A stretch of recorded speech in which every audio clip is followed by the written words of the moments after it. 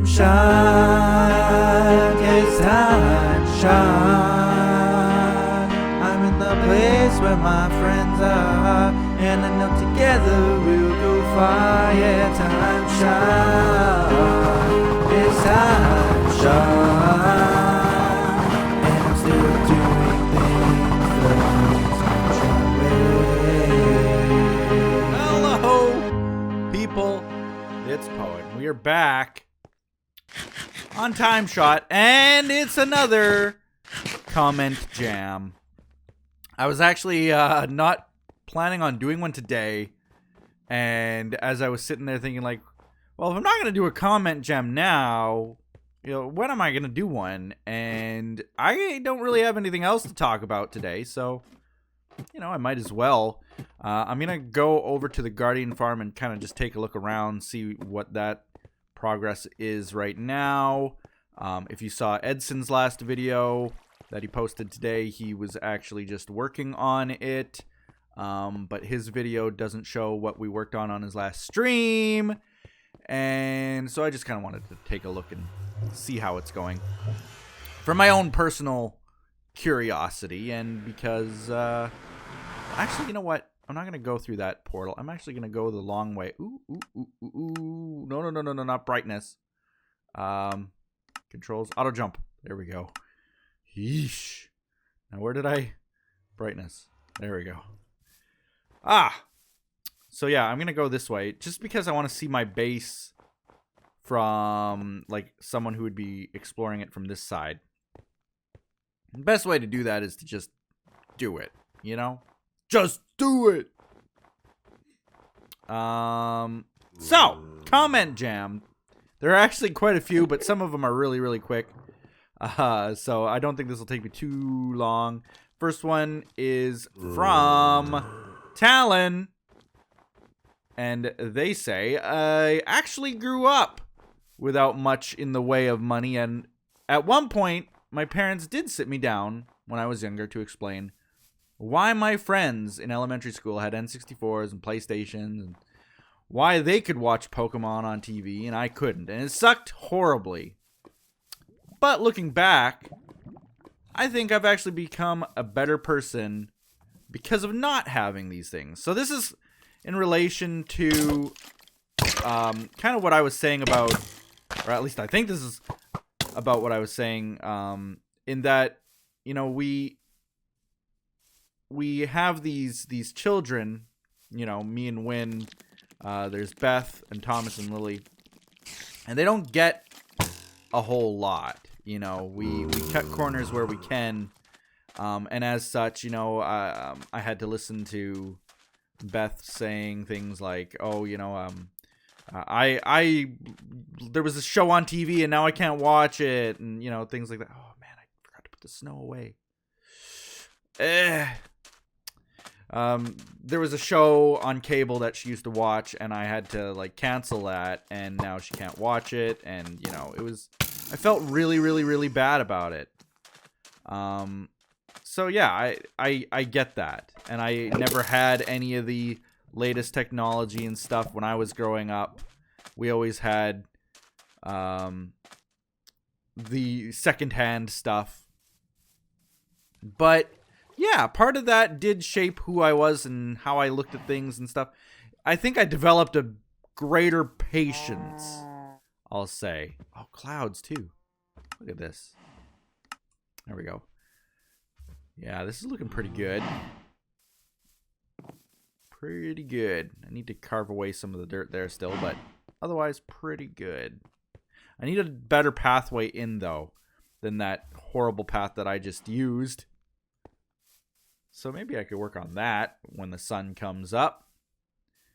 But yeah, I agree totally that kind of thing shapes who you are and how you look at things. I had a friend growing up, okay, and he shall remain nameless, but he got whatever he wanted. Whatever he wanted. If he wanted to go to a movie, his mother would take him to a movie.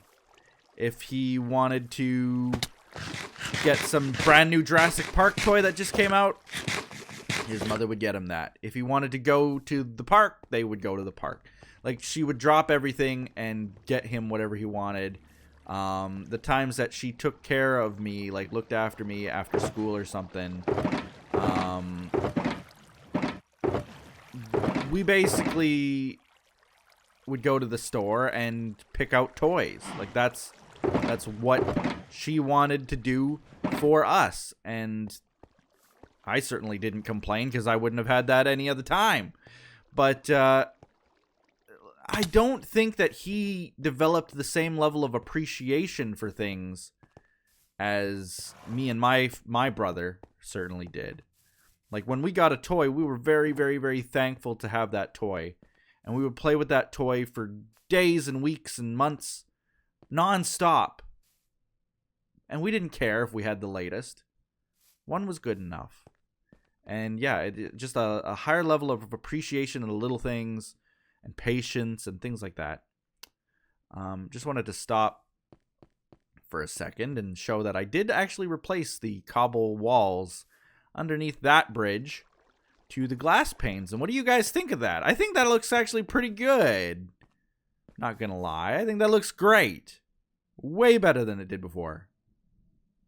So I'm not complaining about that. That's a good decision I made based on me doing that arc, that wall light arc thing. Yeah, good. Perfect.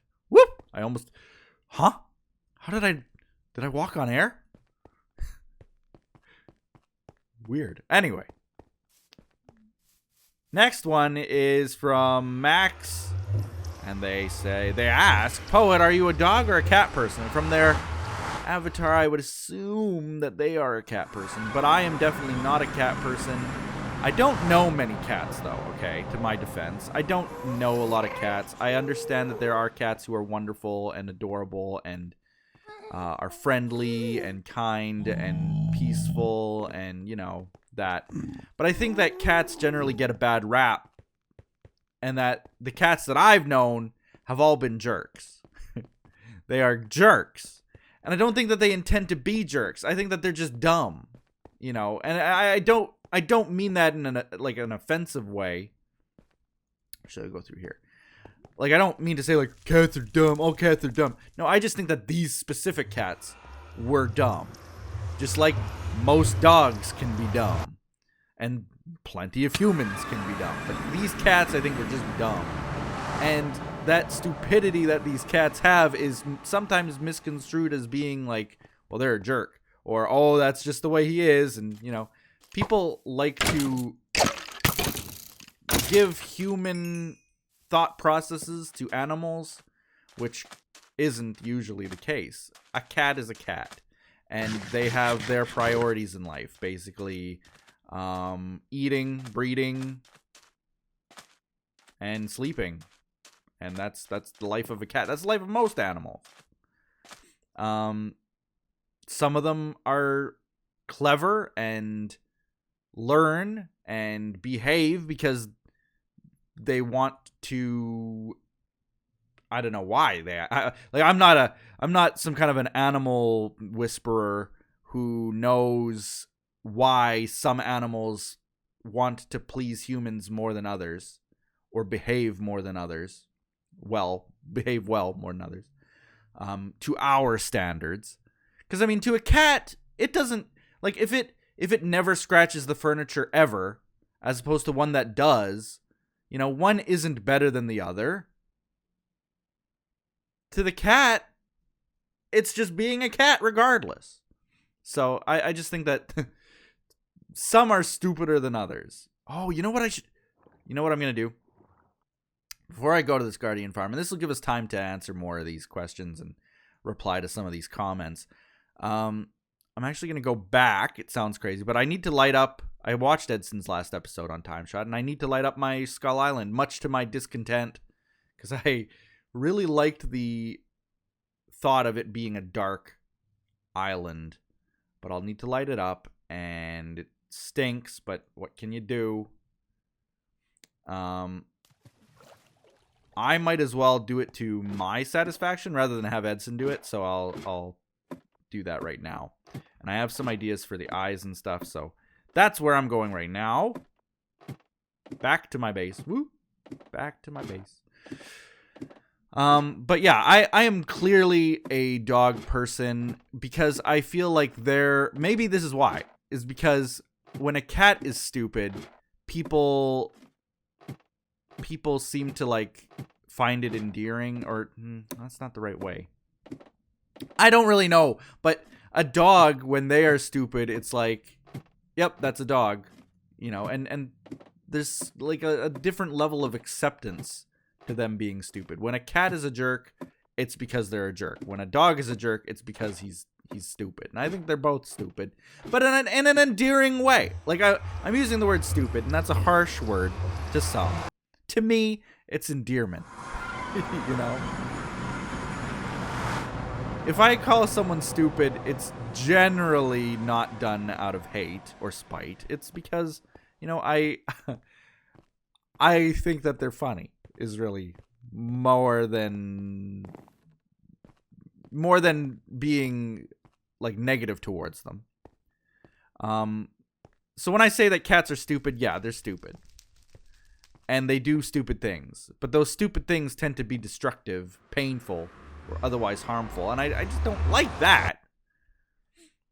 So that's really what I'm trying to say. Is that I don't like the way that they are stupid. I like the way that dogs are stupid. So in that sense, yes, I prefer dogs. I've owned plenty of dogs in my lifetime.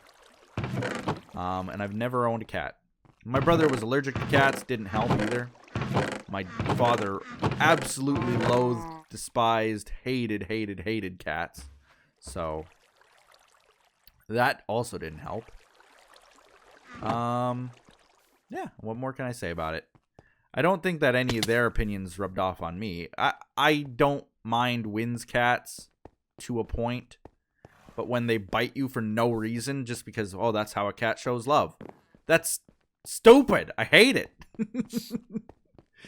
Oh. Anyway, thank you for that question. Anyway, next one is from Spinoraptor. Look at my face. Look at my face. The next one is from the Gaming Galaxy.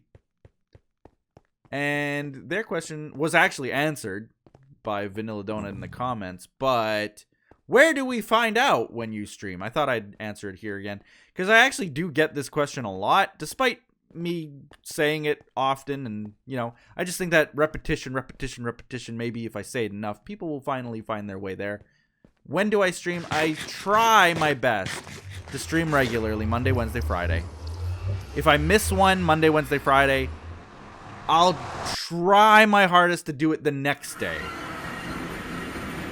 So, like, if I try for a Monday and I can't do it, I'll have it Tuesday, Wednesday, Friday. You know? That's what I mean. But regularly, Monday, Wednesday, and Friday, I stream on both YouTube and Beam. At least I have been recently. As I said in, I think, the previous episode, I'm actually emphasizing people go to Beam, because it benefits me more there. And the link is beam.pro/poetplays. You can get the app on your phone. There is an app for Beam. Follow me there. You'll be notified when I stream. But the best way to know when I'm streaming, what I'm streaming, and how I'm going to stream it is to be following me on Twitter. Same goes for any of my videos. Follow me on Twitter, because I usually announce it there and post links to where I'm streaming and so on and so forth. So, that's that. Let's see here. All right. I'm going to replace these eyes with magma blocks to start. And the beautiful thing about a magma block is that it absorbs the light it touches. So, that's going to be a beneficial thing right here. Next comment is from Jesse, and she says, or he, I guess Jesse could be I can't see the avatar in front of me right now, so I don't know. I think it's a she. But I actually had a guy friend named Jesse when I was growing up, so you never know. They say, Time Poet, your TimeShot series is literally my life. That's nice. I thank you so much for that comment. I really do appreciate comments like that. They make me feel all warm and fuzzy inside. So thank you so much. Because that does mean a lot. I think every YouTuber goes through these periods of, should I be doing this? Is this worth it? Do people like this? And getting comments like that really helps kind of solidify, yep, what I'm doing is right. Okay, I'll have to light up all the mouth here, but I don't need to do it with magma. Let's do this eye first. So thank you so much for that, Jesse. And the next one is from Timer the Gree. And she says, or he, I don't know if it's a he or a she, says, yeah, the problem with not supporting early access games is that, as you have said before, games don't come out of early access anymore. You basically just stop playing games because games lose all popularity and support before they ever get to a, quote, completed state. Isn't Ark still early access? Which sparked a few other comments basically saying, yeah, it is early access, but, you know, they've said that they're not going to fix any bugs until it's out. All their content's done.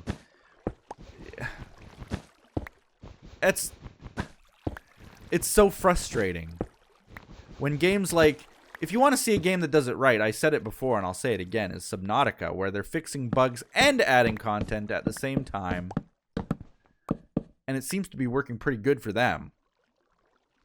And they actually have like a dedicated, like, we are going to be out of early access in May or June.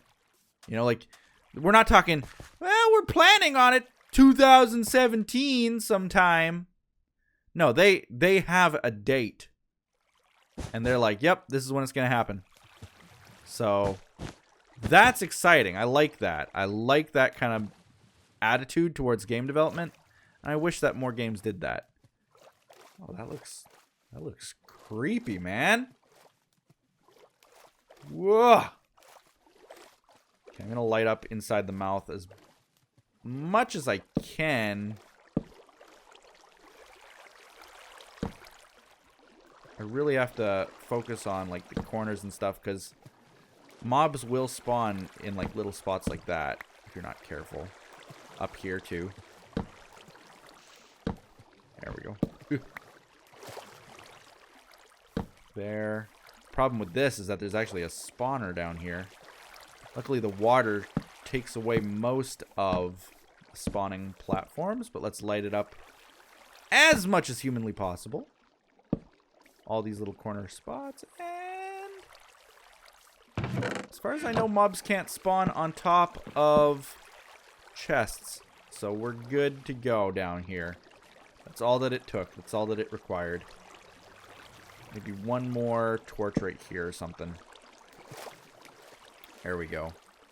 Oh, you know what? I'm going to actually need more torches like all around. Yeah, all around here too. On each of the teeth. Oh!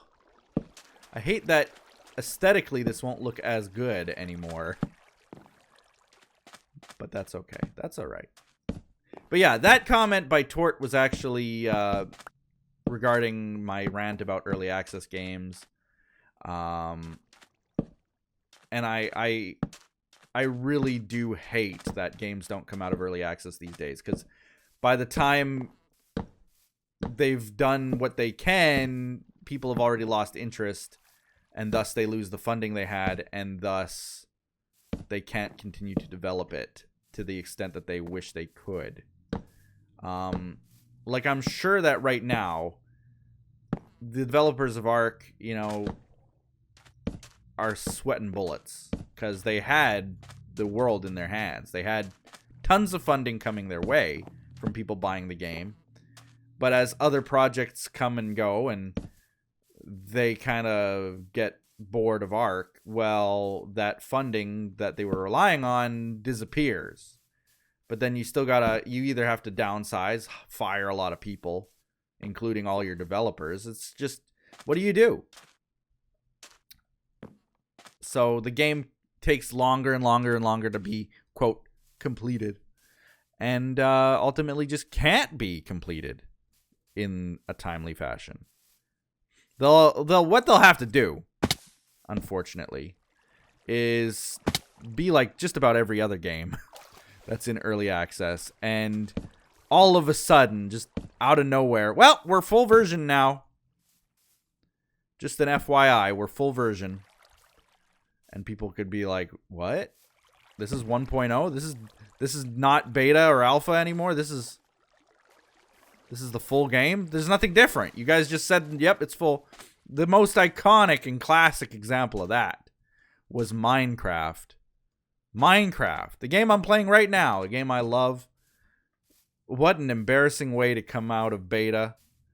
Was at a Minecon, and I watched this live happening where they go up, Notch went up to a giant switch, a lever in Minecraft. Not in Minecraft, but like in the real world. But it was a Minecraft lever. Flips this switch, and like that was it. That was it. He flipped the switch. We're 1.0 now. And you're just staring at the screen like, wait, what? I don't know what I expected to happen. But I expected something, I guess. I don't know. Just something. Okay, these are still absorbing light. Yeah, okay, good. And I'm pretty sure that those eyes will continue to hold that light indefinitely. Like, I don't think they lose their charge, so to speak. See if I missed any spots around it. Ah, yeah, here we go. Could light that up a little bit better. So the next comment is from Dr. V Plays. And they say, well, in my beliefs, every person who had to fight for equality deserves a day because they really had to fight like women, black people, LGBTQ community, and much more. And I don't think you should react with hate for it. I mean, be happy that you don't need stuff like this, that you are not that you had not to fight for equality. And thanks, Poet, for talking about something like this, because a lot of people had to learn this.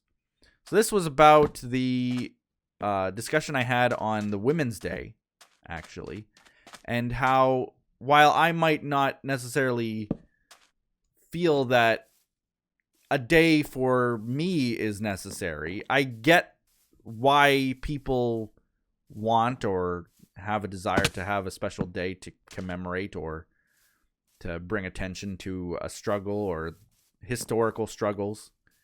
I get it. And they should totally be allowed to do that. And because it doesn't affect me. Okay, so women had an international day. How is that affecting me? Why would I be affected by that? You know, if they want to have a day to celebrate the fact that they overcame scrutiny, overcame diversity, overcame adversity, not diversity. That they overcame, you know, the lack of rights that they had or are still trying to. Then, you know, that's great that they're doing their day to celebrate that. And if anything, it's just going to bring attention to it to people like me. So that's, you know, just even to remember that it happened. Whew. That's weird now. I don't know if it's necessarily a good thing. I think that I wish that it didn't have torches. I'll be honest. I wish that it didn't have torches. But at the end of the day, I guess it doesn't really matter. It is what it is. Edson also said he needed to light up that little island, so I guess I can go and do that. I'd have to drop down and grab more torches, though.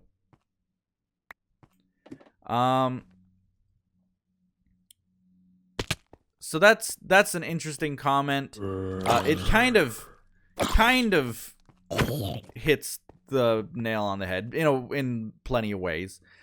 I think that, like I was saying, it does more affect people who have overcome something. You know, I'm not about to start having a day to celebrate me because I haven't overcome adversity. I haven't overcome, you know, my people historically haven't overcome being slaves. My people have always had the right to, certainly one half of my ancestors haven't. So that's something to consider. But me as a fairly pale skin white guy, you know, like I haven't overcome anything historically. My people haven't. I don't need a day. If my people were, you know, maybe affected by World War II or something, then yeah, maybe I deserve some kind of a day. And it's not so much about whether they deserve it or not. It's just a way of commemorating the struggles that people have and seeing how we've overcome it in many ways. Wait, so is Edson... You have to knock all this out too? Yeah, I guess so. Yeesh. My efficiency 5 pick makes short work of it, but... Yeesh. And because that beacon's so far away, I actually lost... There we go, got it back. My mining speed. Yeesh. There we go. Just go, just go, just go. I actually helped mine out most of this stuff. I guess he's gonna have to go this way too. But he'll do that last, I'm sure. Because of our little bases there. Huh, lots of work to do. So Edson's been working at moving these walls in, basically. It's a humongous task, though he's half done. I would say it's a good half done, moving the walls. And I mined up this basically from there downwards on all the sides. So, yeah, it's not so bad. It's not so bad. Doesn't take long with a pick like this. So I actually got another comment on that video, and there were actually a couple that had differing views. One that I left there, it kind of rubbed me the wrong way, and it was saying, you know, women aren't as strong as men physically, so they don't deserve a day. Black people don't need a day. You know, why do people need these days to celebrate who they are and stuff? And again, I think that a lot of it has to do with overcoming adversity and overcoming some kind of a hardship in life. Historically even. Like, maybe you're a woman and you were born in a time where you had the right to vote and you had the same equal pay and equal rights and responsibilities as the men around you. But that doesn't mean that historically you shouldn't still remember that something was overcome here. That people had to struggle and in fact die to gain those kinds of rights. People fought wars and are still fighting wars for those kinds of rights. That's why days like that are important. Oh yeah, I went down to get wood and then I forgot. Whoops. But I got another comment. It's from London, and they say, if genders were treated equally, there would be no International Women's Day or International Men's Day. And that was another sentiment that I saw often. Oh no, wait, I did get the wood. Oh yeah, okay. My brain is getting boggled because I'm trying to read and talk and do. I already did. I got the torches I need. Let's go back up. Oh, and it's becoming daytime again. I have to light it up the best of my abilities.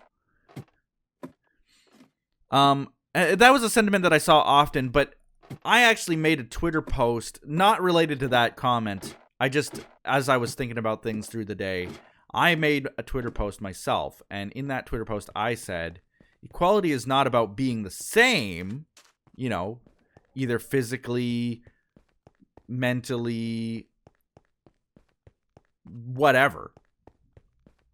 Equality isn't about being the same. It's about embracing our differences.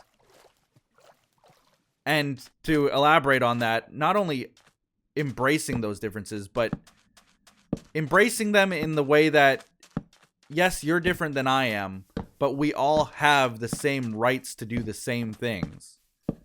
It's not about conforming or, you know,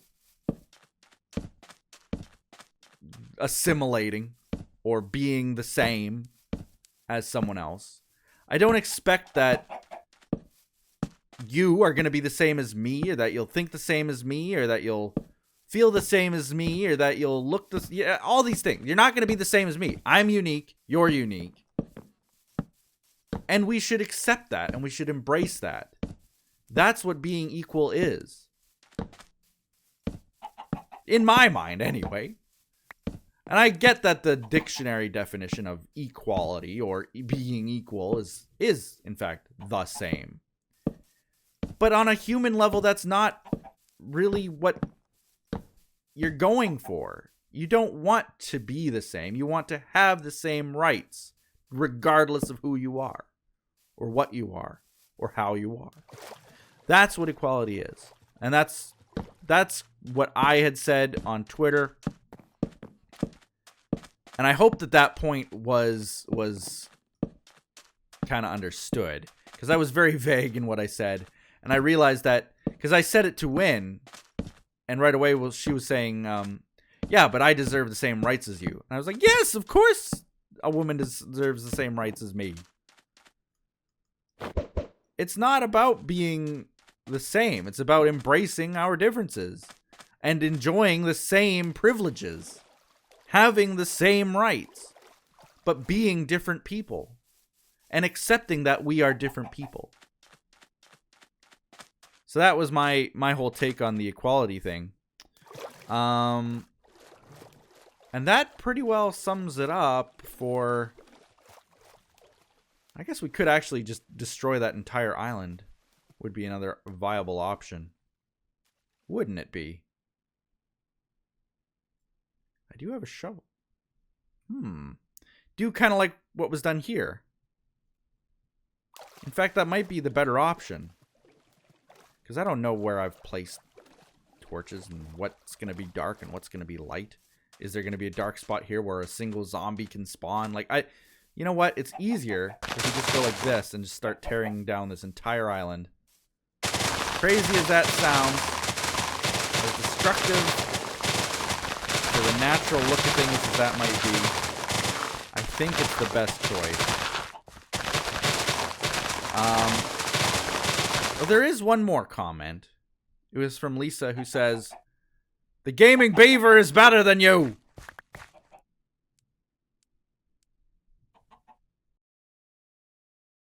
Well, probably.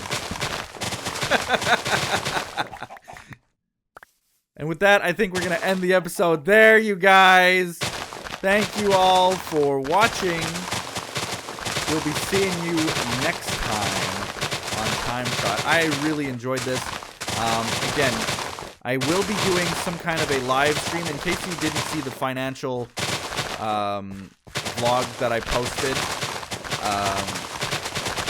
I will be doing a live stream charity event on the Saturday. I don't know the time yet. I really don't know what time yet. But I'm working on getting those kinds of details ironed out. You'll definitely know more if you follow me on Twitter. I'll probably be posting a video on here on the Saturday announcing it too. Like, you'll find out somehow, I hope. But I will be definitely mentioning this kind of stuff on Twitter. So again, that's why following me on Twitter is important for live stream info. And yeah, other than that, we are still doing the regularly programmed live streams Monday, Wednesday, Friday. So I actually have one to do in, like, I don't know, probably a good 15, 20 minutes here. So we'll see you there, and we'll see you then. Next time on TimeShot. Bye-bye.